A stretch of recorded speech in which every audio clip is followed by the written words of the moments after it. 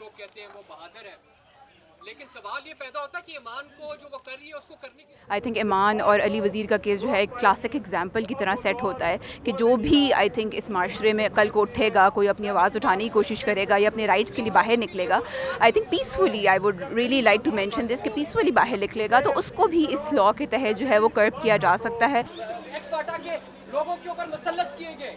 देखिए, अगर किसी ने कोई सख्त ज़ुबान इस्तेमाल भी की है तो उसका मतलब नहीं है कि पाकिस्तान की रियासत इतनी कमज़ोर नहीं है कि अगर कोई इंडिविजुअल कोई सख्त बात करे तो उनकी जड़ें हिल जाएं।